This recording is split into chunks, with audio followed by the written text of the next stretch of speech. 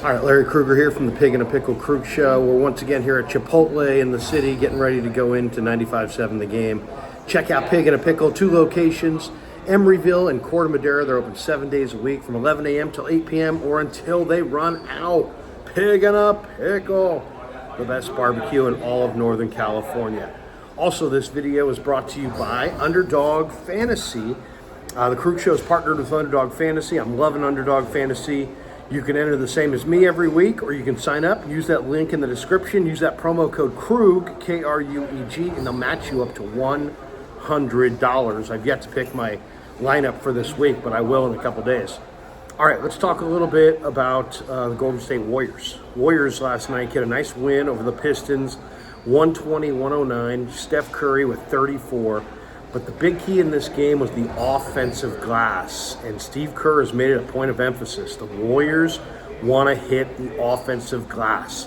The Warriors pulled 17 offensive rebounds, and that was the difference in the game. Only 7 for Detroit. 26-10 advantage Golden State had on second chance points. So this is a major key for them this year. I mean, Chris Paul is going to help. The increased depth is going to help, freeing up Steph Curry to play off the ball a little bit, not have to bring it up against pressure the entire game. All these things are going to help. But Steve has made it clear he wants his team to hit the offensive glass. And last night, they really did against the Pistons, and it was the difference in the ball game. And even Monty Williams at the end of the game was like, man, that was the difference. As far as Chris Paul, he had a nice night. He went 6 for 9. He had 2 of 3 from beyond the arc. The Pistons were beat up a little bit. They were missing 6 different players because of illness and injury. But the Warriors really took it from them in the last 5 minutes of the game. And the real difference in the game was the offensive glass and the second chance points. Paul's made a huge impact on the Warriors. There's no question. But really, to me, it's if you look at what Chris Paul's done, the shooting hasn't even been there really. It's the assist to turnover ratio. Chris Paul has 62 assists and only 6 turnovers. So the Warriors finish up the road trip Wednesday at Denver, and we'll see if they can take down the world champion Nuggets. But what I love is they're hitting the offensive glass. And when you hit the offensive glass and you're not worried about giving up a bucket the other way, it just makes your entire team more aggressive. And that was the difference in the game. If the Warriors can continue to dominate the offensive glass, they're going to be a tough team to beat. I think they're headed towards a 50-win season if they can just dominate the offensive glass. When you look at the way they dominated it, against the Pistons, 17 offensive rebounds. You're just getting more and more second chance opportunities. And if you watch an NBA game, when a team hits the offensive glass and gets that offensive rebound, they get a second look at the bucket. Man, the defense just goes, now we got to defend again. Oh my God, we have more time to have to play defense. And it just takes a lot out of them. It kills their morale. And overall, you see teams dominate on the offensive glass, and it changes their whole dynamic. So, the Warriors came out, they only shot 29% from 3. It wasn't like they had a big night shooting it from beyond the arc. Pistons shot 43%. And the rebounding overall was 44-39, so it was +5 overall. But plus 10 on the offensive glass was where this game was won.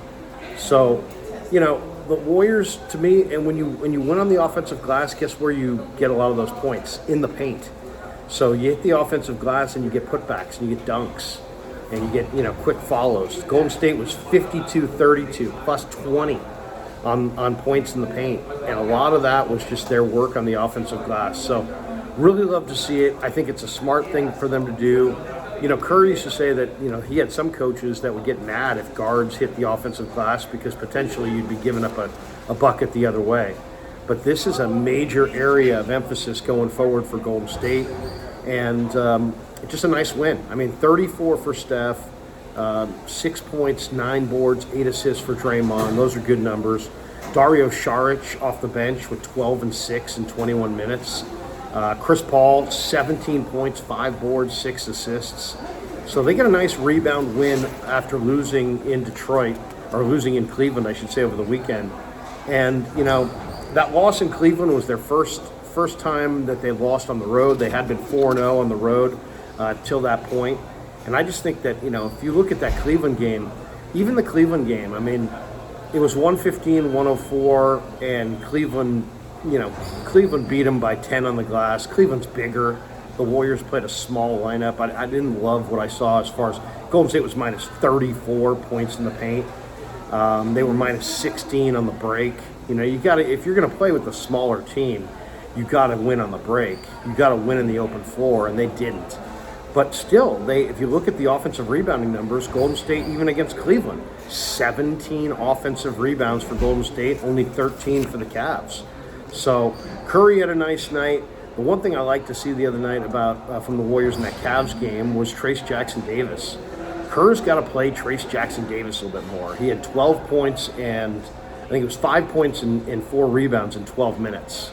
So those are good numbers for Trace Jackson-Davis, and I'd love to see him get more run this year off the bench for Golden State. But, the bench in that game against Cleveland just didn't make their shots. It was a bad defensive game. They got pounded in the paint. Curry, for whatever reason, only played 31 minutes. I guess they wanted to save him for the next night. I guess they felt like they knew he was going to play that next night. But I like the fact that Kerr inserted Trace Jackson-Davis early in that third quarter, and it changed everything for the better. This is a guy that I think has to be in their regular rotation. The one great thing to see early on is like Draymond Green's confidence in his shot from the perimeter is clearly there. But, I mean, when you're going up against a giant lineup like the Cavs had, you can't go with your tiny lineup. And that's what the Warriors did, and they paid for it because, Cleveland's just bigger. It's kind of a bad matchup for Golden State. But to me, that's the consistent theme to watch for this year is how does Golden State do on the offensive glass? And if they can continue to hammer the offensive glass and go to the glass aggressively, rebound the basketball, get those second chance points, I think that's going to be the difference between winning, let's say, 45 games and maybe winning 55 games. We haven't even seen Chris Paul do his best thing yet. I mean, Chris Paul has been healthy, which is good to see, but the shot has not been falling. Eventually, that shot's going to fall, and those numbers are going to come back towards his career averages. And I think overall, he's going to give the Warriors an awful lot. But the combination of the added depth, the smarts and competitive fire of Chris Paul, and then their renewed emphasis on pounding that offensive glass on a nightly basis, I think it really bodes well for their chances of winning, as I said, 50 to 55 games this year. I love that that's their point of emphasis because it makes everybody more aggressive. One guy that I think could just be totally dominating if he hits the offensive glass consistently is Andrew Wiggins. So, good win for the Warriors last night against the Pistons. We'll see what they do Wednesday night. Thanks to Pig and a Pickle for being the title sponsor of the Krug Show. Thanks to Underdog Fantasy for being a sponsor of the Krug Show. Make sure you check that link in the description and sign up using the link in the description. Use that promo code KRUG, K-R-U-E-G, and they'll match you up to $100. And thanks to all you guys for supporting the Krug Show on YouTube.